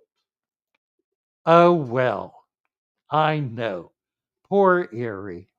Poor Erie. One should keep one's temperature at 82 degrees. It precludes the possibility of ick settling in your tank. 82 degrees. There is not a fish, well, I can't say that, not a fish in the hobby from Florida south and Chile north that will not survive in 82 degrees. Not one.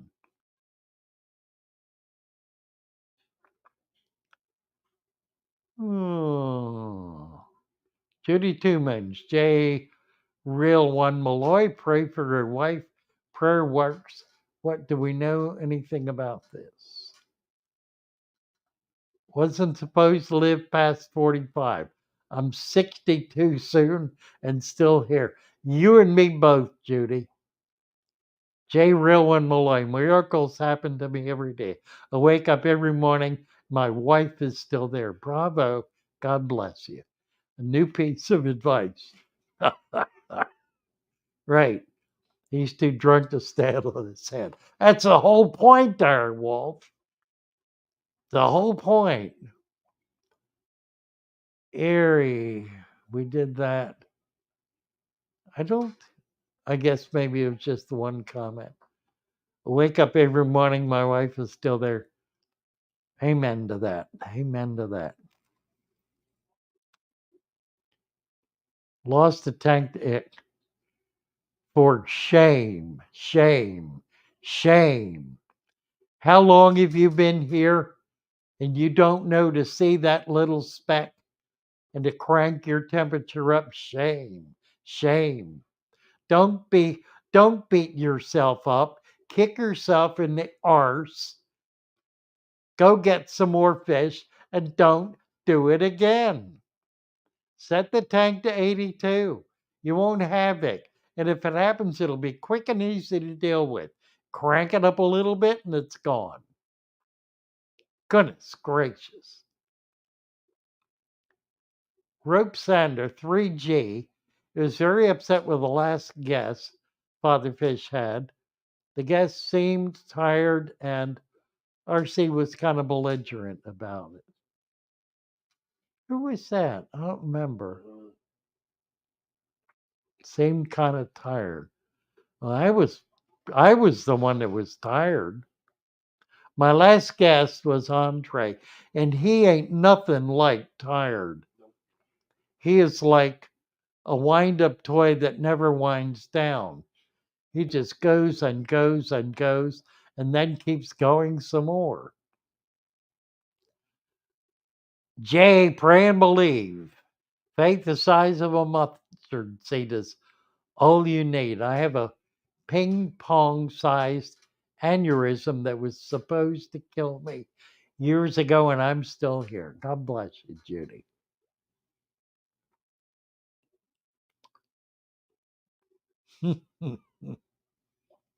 Who is this? I have my own mind. I have my own mind. I think needs a wrench. I can't tell. That's just such a funny title, tag, whatever. Come on, get over there. All right, we got you a wrench there. I have my own mind. Ooh, hard for me to keep a partner. They always get jealous of my fish. Honestly. Honestly. Well, that's because you're keeping them to yourself. You're not sharing. Right. If you were sharing, here's the thing. Anyone who has fish whose partner does not like fish needs to say to them, I'll make you a promise. I will not go to the fish store unless you are with me. And stick to it. Stick to it. You can whine and bitch and moan and complain about not going to a fish store. That's fine. But don't go. And then they finally agree to go there with you. And when they do, show them something really interesting and walk away. Walk away with them looking at it. And they will look at it. And then they'll look at something else. And then they'll see something they like. And then you got them. You buy that fish, you buy a tank to put it in, you set up them for their own tank. Their fish in their tank, it's theirs. They have bought into the hobby. That's what you do. And I'll tell you, that absolutely works every time. Absolutely does. But you got to stick to your guns. You got to make it clear that unless they at least go to the store with you, you will give up buying any new fish. You got to stick to it. You got to be absolutely firm. You got to convince them that they are more important than the fish. And once they realize that, they will reward you by going to the store with you. And then you get them to look at something. And you got them. You got them in the hobby.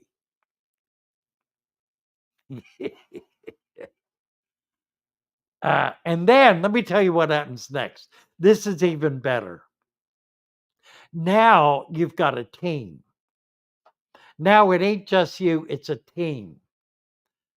In a team, you have a division of labor, a natural division of labor. So, guess what the division of labor is? This is wonderful. The wife, the woman, feeds the fish, cares for the fish, looks out for problems, designs the tank, plants the plants, does all the living, fussing stuff. And you provide the technical support.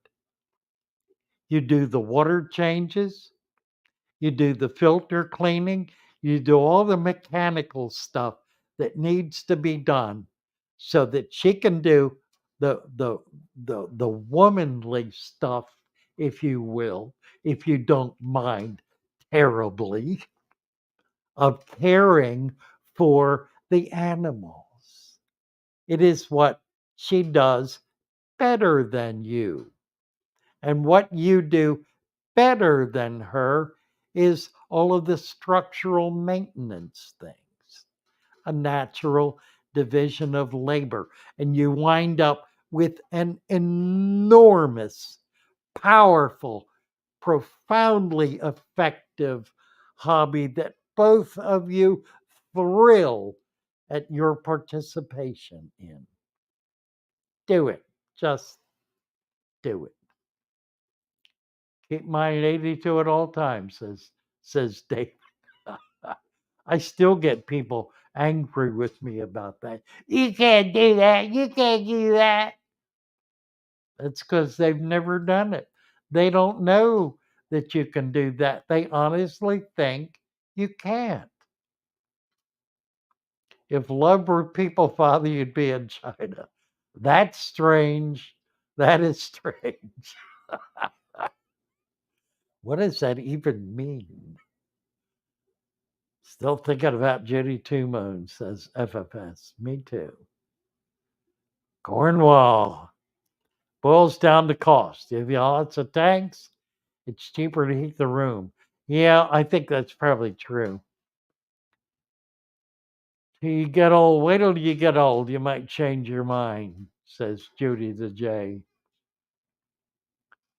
My husband didn't like fish until I bought a small angelfish, which he has named Angela. Got it. Yep, works every time. I think of a man in the hobby um, trying to get his wife interested. But I know women who are in the hobby have the same problem with their husbands. He doesn't enter. He's not interested. Doesn't care. So do the reverse with him. Tell him you won't go to the shop until he goes with you. If he has anything negative about it, or keep inviting him and tell him you want him to go so bad because you need his help to figure out how to tell the difference between all these heaters and filters because you can't figure it out. And he will be he will become so engaged in that process you will wonder why you ever asked. But it'll be a wonder. It'll be a wonder. He, Father Fish. Right. Ah, if leopard people, you'd be in China. Funny stuff. Funny stuff. Peace, love, puppy, sign, female. I thought you were actually initially. And then your latest comment kind of threw me. Um, but now I understand. Yes, you are. And I thought you were. I mean, I was pretty clear about that. And I don't know what threw me off that trail, but we're back. Back and happy. Peace, love, puppies. Lonely Hearts Club. Father Fish's Lonely Hearts Club. Oh, dear God. Erie needs cake. Yeah, me too. I don't want to think about it. Peace, love sounds like a catch. I think so too, Stan. I think so too. And boy, if there's one thing I need at this point in my life, it's a catch. I hear the room. I have most of my animals in there. It's cheaper once you heat the room. Surpass the point that you have a problem. Amen to that. Carrot cake. Oh, Cornwall's eating cake. Father Fish dating site. Yeah, oh well. My wife and kids always loved how the tanks look, but they don't sit down and stare at the fish like I do. Am I abnormal? No, they are. They are, Cliff. You're perfectly normal. It's they who are abnormal. But don't accuse them of that. Don't you dare. That's your little secret. I'll share it with you if you like, and everybody else here. We will share your little secret, but keep it a secret. Don't let them know. I mean, you don't want to upset them or disappoint them. After a while, they wonder what you're looking at, and they'll come over and look too. And maybe they'll see something. Who knows? It's a wonderful community to learn and grow. Psycho Plant Lady on Discord. Cliff agrees. Well, good. We're done now. Peace, love, puppies. You guys are so sweet. I work as a full time dog groomer. I'm a mom and I love fish. I have a good sense of humor. Bravo. God bless you. Peace, love, puppies. Riddicky. Face it, we're freaks. Not freaks, hermits. Fish keepers are hermits. They have a hobby that is utterly engaging, that keeps their eyes totally off of other people, keeps their ears totally out of the hearing of other people. It is dis- it is a distraction that is virtually absolute. It requires hermitage. Let me see what I look like here. Going on and on. The old man sitting there rambling. Look at him. Honestly. It's a nice shirt, Father Fish. Like the shirt. Ah, I can swim, he says. Who says? Cornwall. You're going to swim over to here? Why don't you swim over? Come on over. Swim the pond. Psycho Plant Lady found her tribe. I do believe you did. I do believe that. I'll look for you in the Boise River. Huh? On my way, says Cornwall. Hermitage. There it is. There it is, the Hermitage. It's a magnificent resort located in Virginia. It was built as I think, a home of Astor, a mansion that is now a very upscale resort that costs $1,000 a night. My daughter is fond of it. I was an extrovert before I started fish keeping. There you go. Zack Gay, there you go. Stan Pittman saying, hey, straight, take a cold shower.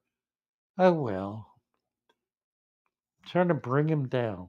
Grizz needs a wrench. Let's give Grizz a wrench. Then we're gonna see what he's on about here.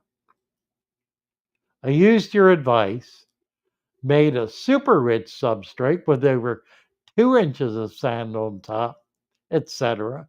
The 29-gallon about 3 weeks ago. The cloud went away a few days ago. Now doing a 20-gallon the same way. Thank you so much.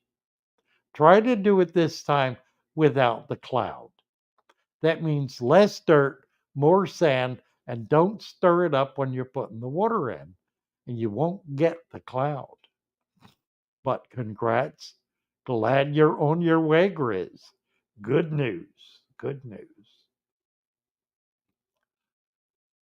Oh, what else? Have I ever heard of Aquarium Co Op Wa Ed? Co Op Wa Ed. Aquarium Co Op Wa Ed. Huh. Tell me about it, Sean Ring. Tell me all about it. Cornwall, cool your jets. Just need. Is a sponge filter enough filtration for a saltwater tank? No, it is not. A saltwater tank requires current. That means you need one, but preferably two power heads, two small pumps, depending on the size of the tank, that are pulsing water in a continuous flow. You need that more than you need a sponge filter.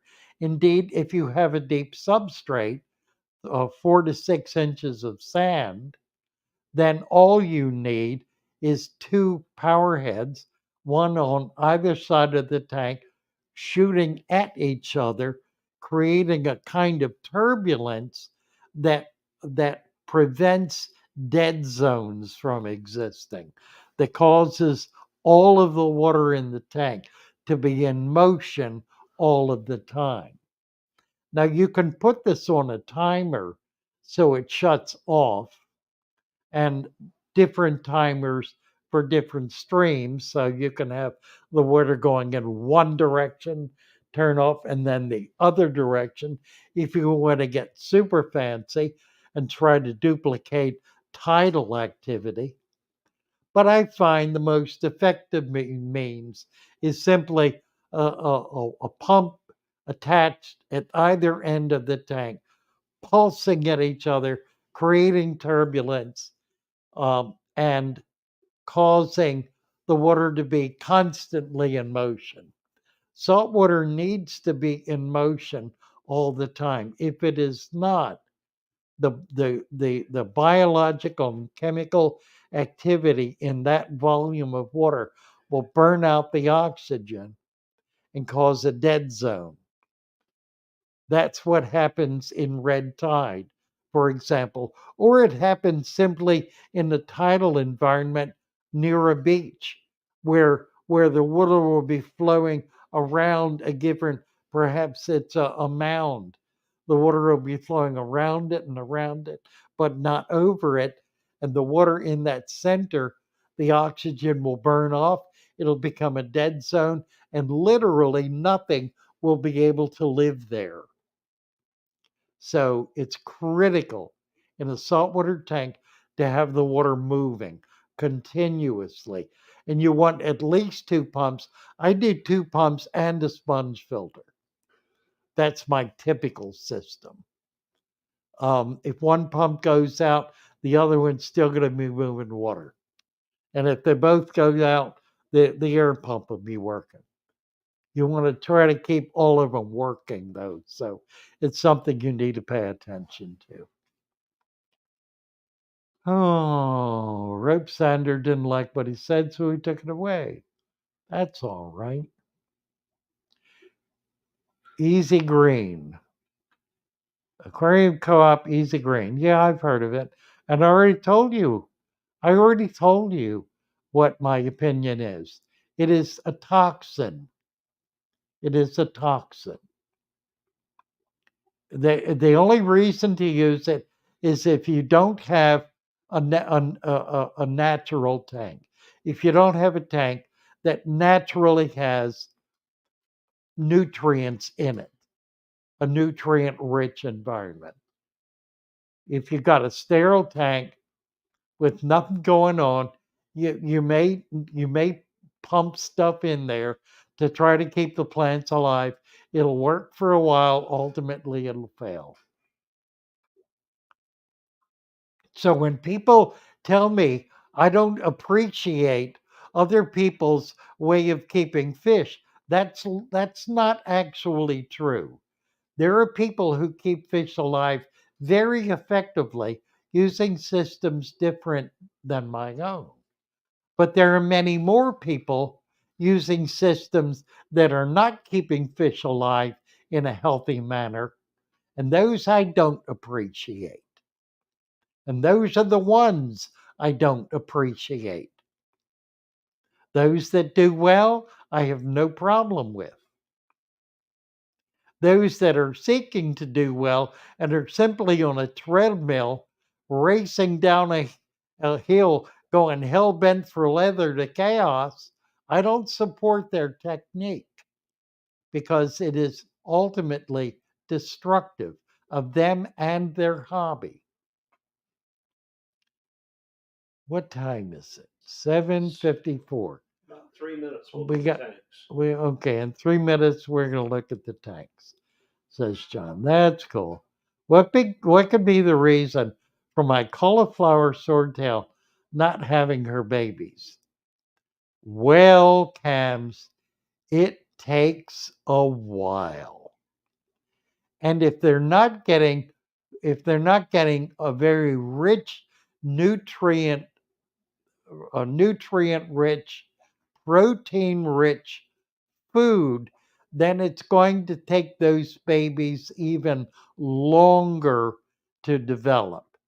I've seen them go 6 months and more with one pregnancy. I've never seen a sword have babies from inception to birth in less than 3 months. It just doesn't happen. I mean, you may find the odd fish that'll do it, but it's extraordinarily unusual. And the reason is those babies are born running. They're born fully developed. They develop completely inside the mother, and that takes a lot longer than fish that are born half developed. Fish that hatch out of eggs, for example. So that's why. That's two reasons why. Judy is happily widowed. Happily widowed. The curious turn of phrase, Judy. Happy, widowed but happy, might be a more acceptable means of expressing the sentiment, but we won't go into it further. J Real One. It's not in dark box for me, is it for you? I don't know what we're referring to, and probably doesn't matter. All right, Alex. Thanks. Thank you so much for your precious experiences free of any charge. Values any. I'm considering monetizing myself. That's what everybody tells me I need to do. I need to monetize myself. I really don't want to. We're gonna do. We're gonna do right now. We're gonna do fish tanks. Have at it, John. Tell them it's going to be a little jumpy. Gonna be a little jumpy. Tell them not to get motion We sickness. we gonna look at the fish tanks here now. All right, which one are we going at? Going at the angel tank, the cube. The idea here is to do um, is to do Buse type plants, Anubias type plants. We don't have this altogether planted out yet. A more upscale kinds of plants. That's Scarlet Temple, and that's I don't remember what. It's a stem plant. I remembered it when I put it in. I don't remember it now. It might come to me, but so far it's not. The one in the middle is an Aponogeton ovaceus. And it was 10 days ago a bulb with no growth at all. It's grown that much in 10 days. I think it's going to fill the tank. It very likely will fill the tank. So we'll have some more plants in there. We have 5 angels at present. By the way, I have a shipment of fish coming this week from bioaquatics, and there should be a lot of fish in there. I'm really quite excited about it. So, in this tank are 3 severums, a clown loach, and something else. I don't remember what. A clown loach, 3 gold severums, One of my all-time favorite fish because they're so pretty. And we've been adding a few new plants to this. We're going to do a lot more planting in this town, in this tank. I took out some of the stem plants because they were leggy. There's a clown loach right there, hiding in the back. They're hiding from us. They're out in front when nobody's around, but they dart to the back and hide when we get near the tank. They may or may not overcome that. Depends on whether we feed them every time we go to the tank, and I try to avoid doing that so I can have a more natural behavior. So hiding is frankly a more natural behavior for fish. It's abnormal for them to come wag their tails when you come near the tank. That's not natural behavior. Anyway, there's my little beauty or two. And it is now the witching hour, and it's time for us to say good night. Good night. Good night. It's time to say good night. No time to say hello, goodbye, good night, good night. Happy to be with you. Love you all. Join us on Discord. Be sure to watch some videos. YouTube is telling me that nobody wants to watch my videos anymore. And I know it's not true. It's just that they like to be in control, I guess. And I guess they're in control. So we're going to be in control elsewhere, like on Discord. We're in control there, by God, and we're jealous of that control. So come on over and join us and be part of the party. Love you all. Bye for now. Make sure you join us. Wednesday night, we'll be back live for show and tell. We're going to be looking at people's tanks, and we've got some real goodies coming up. So be sure to join in the fun. Bye for now.